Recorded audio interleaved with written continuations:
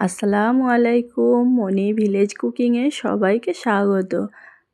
আজ আমি বানিয়ে নেব গরুর গোস্ত, আলু আর সজনা ডাঁটা দিয়ে মজাদার একটা রেসিপি। তো বন্ধুরা, ভিডিওটি স্কিপ না করে পুরো ভিডিওটি দেখার অনুরোধ রইল। তো চলো বানিয়ে ফেলা যাক। আমি এখানে সজনা ডাঁটা আলুটাকে টুকরো টুকরো করে কেটে দুটো জায়গায় আলাদা আলাদা করে রেখে দিয়েছি। গ্যাসের মধ্যে আমি কড়া বসিয়ে সরষের তেল দিয়ে দিলাম। তেলটা ভালো করে গরম হয়ে গেছে, লবণ আর হলুদ দিয়ে দিলাম, দিয়ে একটু নেড়ে দিলাম। এবারে সজনা ডাঁটাটা আমি তেলের মধ্যে দিয়ে দিলাম।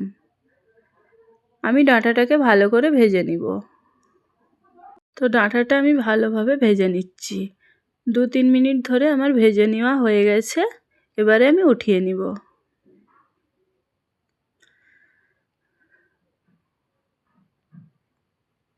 তো ডাঁটাটা আমি সবটা উঠিয়ে নিলাম। কড়ার মধ্যে যেই তেলটা আছে আমি আর দিব না, ওর মধ্যে লবণ আর হলুদ দিয়ে দিলাম। এবারে আমি আলুটা দিয়ে দিলাম ভেজে নেওয়ার জন্য। তো আমি আলুটাকে ভালো করে লাল লাল করে ভেজে নেব। তো আমি 2-3 মিনিট ধরে আলুটাকেও ভেজে নিচ্ছি। তো বন্ধুরা, ভিডিওটি যদি ভালো লাগে ভিডিওতে অবশ্যই একটি লাইক দিবেন। আলুটা আমার ভেজে নেওয়া হয়ে গেছে। এবারে আমি উঠিয়ে নিচ্ছি।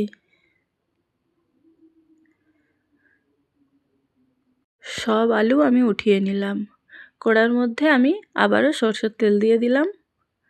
তেলটা গরম হয়ে গেছে। আমি দিয়ে দিলাম পেঁয়াজ কুচি। পেঁয়াজ কুচিটাকে দিয়ে আমি ভালো করে ভেজে নেব। পেঁয়াজটা আমি ভালো করে ভেজে নিয়েছি। 1 চামচ আদা রসুন বাটা দিয়ে দিলাম। এরপর আমি একটু নাড়াচাড়া করে দিলাম। স্বাদ মতন লবণ দিয়ে দিলাম 1 চামচ, 2 চামচ হলুদের গুঁড়ো, 2 চামচ লঙ্কার গুঁড়ো দিয়ে আমি একটু ভালো করে নাড়াচাড়া করে নিলাম। অল্প একটু জল দিয়ে দিলাম। তো মশলাটা আমি কষিয়ে নিচ্ছি। তো আমার আগের দিনের কষা গরুর গোস্ত রান্নাটা আমি সজনা ডাঁটা আলু দিয়ে রান্না করে নেব। তো আমি ভালো করে ওই কষা গোস্তটা দিয়ে আমি ভালো করে কষিয়ে নিচ্ছি।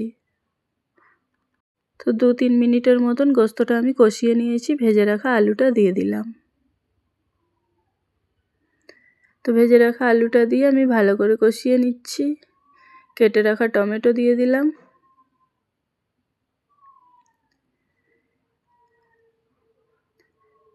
তো আমার ভালো করে কষানো হয়ে গেছে। এরপর আমি সজনা ডাঁটাটাকে দিয়ে দিলাম। সজনা ডাঁটাটা দিয়ে আমি 1 মিনিট মতন কষে নিব। তো বন্ধুরা, আমার কষিয়ে নেওয়া কমপ্লিট। এরপর আমি এর মধ্যে জল অ্যাড করে দিলাম।